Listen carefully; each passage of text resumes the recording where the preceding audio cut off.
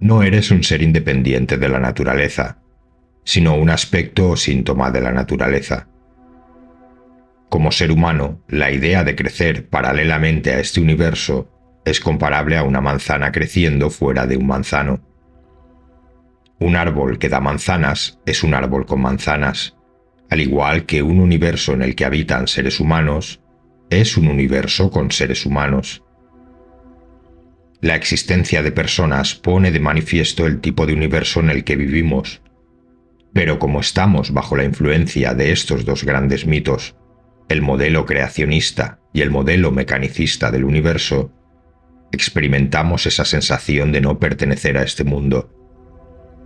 En el lenguaje común utilizamos la expresión vine al mundo, pero no fue así. Nosotros surgimos del mundo.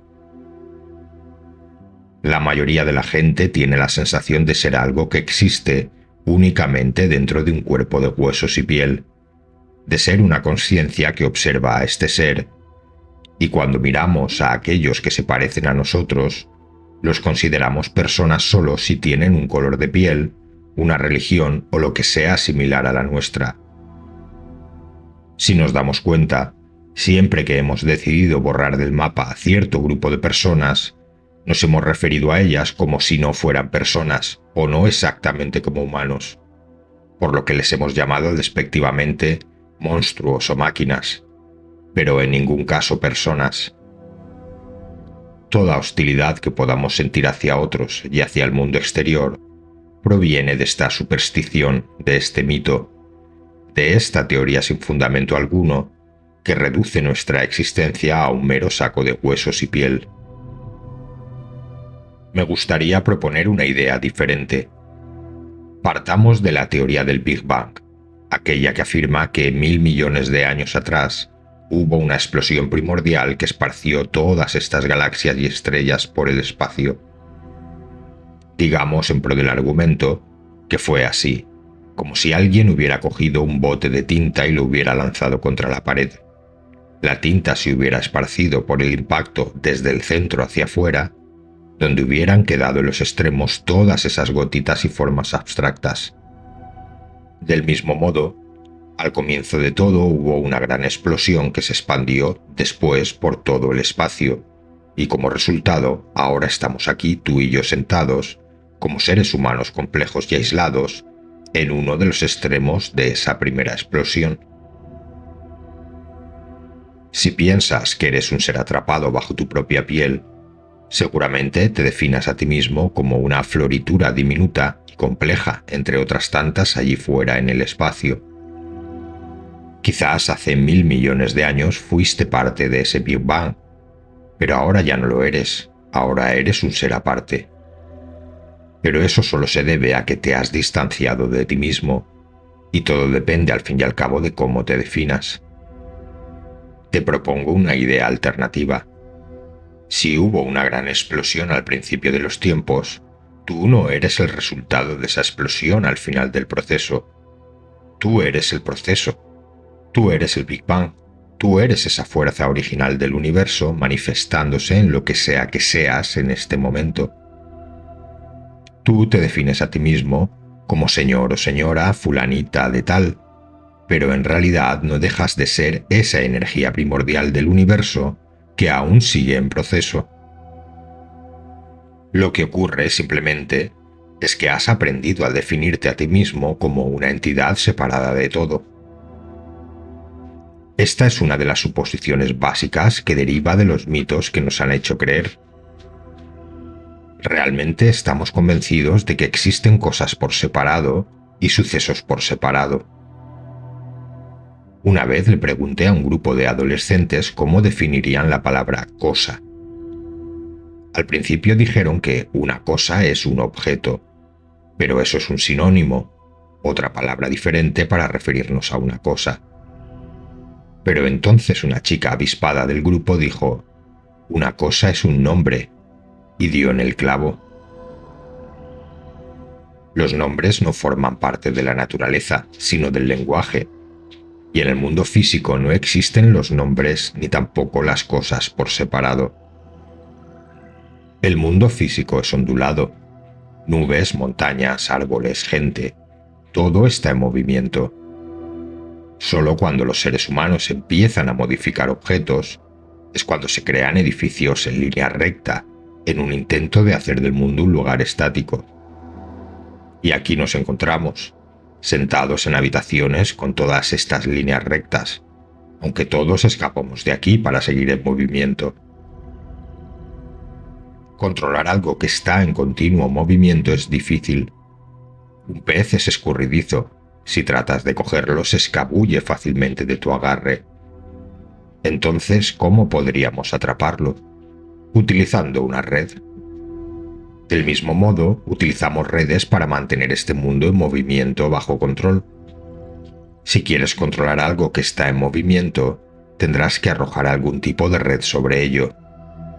Y en eso nos basamos para medir el mundo, en redes llenas de agujeros de arriba a abajo que nos ayudan a identificar dónde se encuentra cada movimiento. De esta manera es como conseguimos dividir el movimiento en partes. Esta parte del movimiento es una cosa, esta otra parte del movimiento es un suceso, y así es como hablamos sobre cada una de las partes como si estuvieran separadas entre sí. En la naturaleza, sin embargo, el movimiento no viene dado en partes. Esa es solo nuestra forma de medir y controlar patrones y procesos.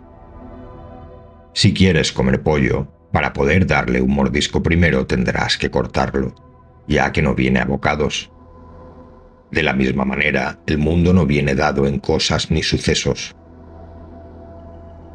Tú y yo tenemos la misma continuidad con el universo físico que una ola con el océano, las olas del océano y la gente del universo.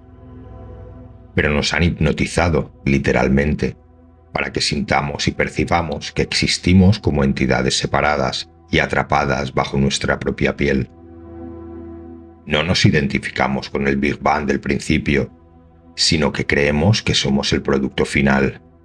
Y eso nos tiene a todos aterrorizados. Creemos que nuestra ola va a desaparecer y que moriremos con ella. Y no hay nada más terrible que eso. Como le gustaba decir a un sacerdote que conocí, no somos nada, pero algo sucede entre la sala de maternidad y el crematorio. Esa es la mitología bajo la cual nos regimos, y por eso nos sentimos todos tan infelices y desgraciados. Algunas personas afirman que son cristianas, que van a la iglesia y que creen en el cielo y en el más allá, pero no es así. Solo piensan que deberían creer en eso, en las enseñanzas de Cristo, pero en lo que realmente creen es en el modelo mecanicista. La mayoría de nosotros pensamos igual, pensamos que somos algún tipo de casualidad cósmica, o algún acontecimiento por separado que ocurre solo entre la sala de maternidad y el crematorio, y que cuando se apagan las luces se acabó. ¿Por qué alguien pensaría de esta manera? No hay ninguna razón para pensar así, ni siquiera científica. Es solo un mito, una historia inventada por personas para poder sentirse de cierta manera o para poder jugar a cierto juego. Pero a estas alturas la supuesta existencia de Dios se vuelve cada vez más incómoda. Empezamos con la idea de Dios como alfarero, arquitecto o creador del universo, y eso no estuvo nada mal porque al fin de cuentas nos hizo sentir que la vida era importante, que teníamos un propósito y que había venido un Dios que se preocupaba por nosotros, y eso hizo que nos sintiéramos valiosos ante los ojos del Padre. Pero al cabo de un tiempo, cuando nos dimos cuenta de que Dios podía ver todo lo que hacíamos y sentíamos, incluso nuestros pensamientos y sentimientos más íntimos, eso ya empezó a incomodarnos. Entonces, para poder liberarnos de ese sentimiento, nos convertimos en ateos y comenzamos a sentirnos aún peor, porque cuando nos deshacemos de Dios, nos deshacemos de nosotros mismos y pasamos a convertirnos en meras máquinas. Cualquier buen científico sabe que cuando haces referencia al mundo externo, te estás refiriendo tanto a ti como a tu cuerpo. Tu piel en realidad no te separa del mundo, sino que es un puente por el cual el mundo fluye hacia ti y tú fluyes hacia él. Eres como un remolino. Un remolino tiene forma definida, pero en ningún momento el agua permanece inmóvil. El remolino es fruto de la corriente, así como nosotros somos fruto del universo. Si te vuelvo a ver mañana, te reconoceré como el mismo remolino que vi ayer, pero que sigue en movimiento. El mundo entero se mueve a través de ti. Rayos cósmicos, oxígeno, un bistec detrás de otro, la leche, los huevos y todo lo que comes. Todo fluye a través de ti. Eres movimiento y el mundo te mueve. El problema viene cuando no nos enseñan a pensar de esta manera. Los mitos que subyacen nuestra cultura y nuestro sentido común no nos han enseñado a sentirnos parte del universo, y por eso nos sentimos ajenos a él, como si fuéramos seres por separado enfrentándonos al mundo.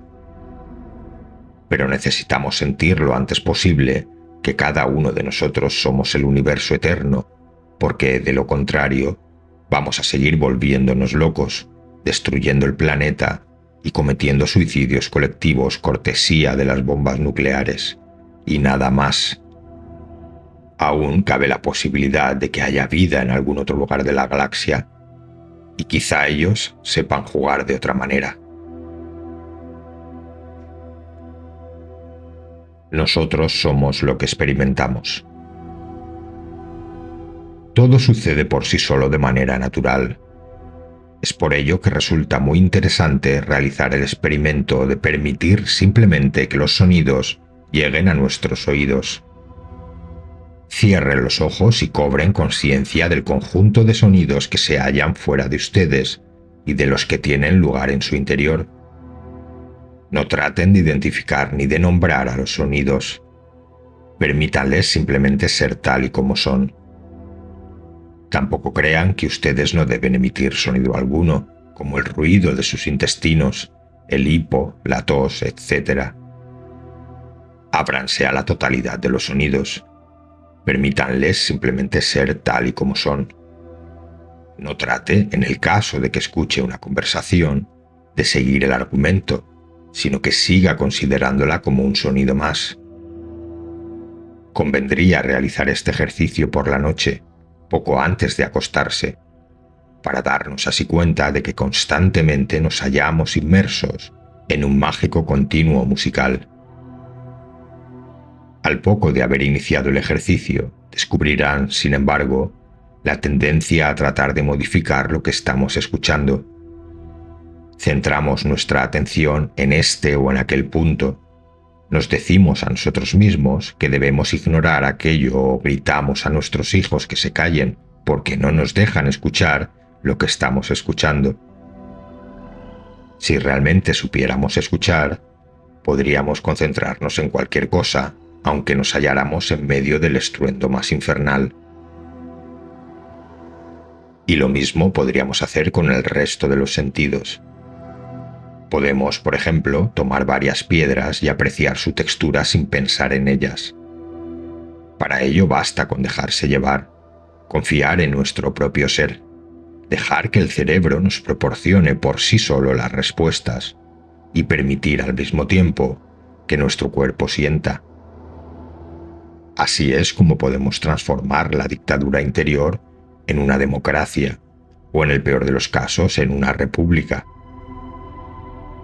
Cuando dejamos que nuestro cuerpo haga lo que quiera, decimos, le dejo hacer lo que quiera. Pero vayamos paso a paso y consideremos las cosas con más detenimiento. ¿Quiénes somos nosotros? ¿Acaso estamos separados de la república interior que constituye nuestro cuerpo? Del mismo modo que el Tao no es diferente del universo y no es, por tanto, una especie de jefe que lo controle, nosotros tampoco estamos separados de nuestro cuerpo y de las relaciones que mantiene con la totalidad del universo. Así pues, nosotros no tenemos un cuerpo, sino que somos un cuerpo, y también somos el conjunto de relaciones que mantenemos y no una especie de policía que controla todo lo que ocurre. Y si en ocasiones nos parece serlo, Ello se debe, entre otras cosas, al hecho de que la memoria nos transmite la impresión de ser un espejo que refleja las cosas. Pero además de la memoria, la resistencia continua que ejercemos para resistirnos al cambio alimenta también esa sensación. Si fuéramos realmente conscientes de todas nuestras reacciones musculares, nos daríamos cuenta de que pasamos la mayor parte del día luchando contra algo. Si invita a alguien a que se tienda sobre el suelo y luego le dice, por ejemplo, el suelo le sustentará, no es preciso, por tanto, que haga esfuerzo alguno, relájese. Se dará cuenta de las dificultades que ello entraña porque la gente tiene miedo de convertirse en una especie de materia viscosa que se desparrama por el suelo y desaparecerá por entre las rendijas. Por ello, tensan innecesariamente sus músculos para mantenerse de una sola pieza.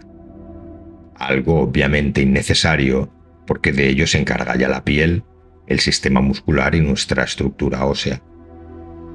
Pero parece que no terminemos de creérnoslo.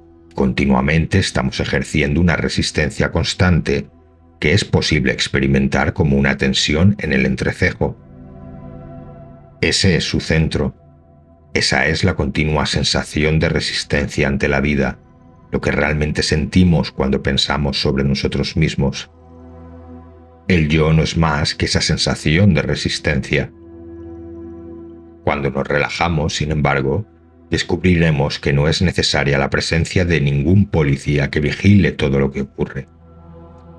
Nosotros somos lo que experimentamos, y dado que somos nuestros pensamientos y que somos nuestras sensaciones, no es necesario tratar de deshacernos de ellos, o dicho en otras palabras, no es preciso resistirnos al flujo de los acontecimientos, sino por el contrario, zambullirnos profundamente en él. Cuando lo hagamos, descubriremos que las cosas discurren adecuadamente, como los ojos cuando no tratamos de forzarlos, o la ropa que nos resulta cómoda sin ser conscientes de ella. Ahora bien, la resistencia no tiene nada que ver con la insensibilidad. Experimentamos nuestro cuerpo como si se tratara de algo exterior, porque se nos ha enseñado a pensar que el cuerpo se halla ahí fuera. Pero, ¿cuál es desde nuestro propio punto de vista el color de nuestra cabeza, por ejemplo? Lo cierto es que no tenemos ningún tipo de sensación a ese respecto. Desde nuestra perspectiva es como si careciéramos de cabeza. En realidad, todo lo que percibimos con la vista se halla en nuestro interior, porque nuestros nervios ópticos se encuentran detrás de los ojos. Todas las formas y colores que vemos a nuestro alrededor son realmente estados mentales. Por lo tanto, cuando miramos ahí fuera, lo que vemos está realmente ocurriendo en el interior de nuestra propia cabeza, y en consecuencia lo que atribuimos al exterior también somos nosotros. Y esto resulta aplicable a todas las personas. No es más cierto para mí de lo que lo es para ustedes, porque somos como las gotas de rocío de una telaraña reflejándose mutuamente.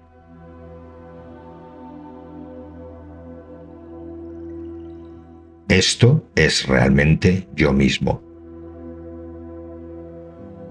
Presumo que con mi muerte olvidaré quién fui, del mismo modo que mi atención consciente es incapaz de recordar, si alguna vez lo supo, cómo se forman las células del cerebro o cómo se traza el recorrido de las venas.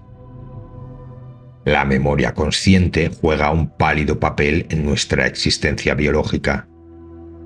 Así como mi sensación de yoidad, de estar vivo, nació una vez sin intención ni memoria consciente, así surgirá una y otra vez, cuando el sí mismo central, el esto, aparezca en una nueva situación de yo mismo, en sus miriadas de formas pulsantes, siempre el mismo y siempre nuevo, un aquí rodeado de allaes, un ahora cercado por entonces, un uno en medio de muchos.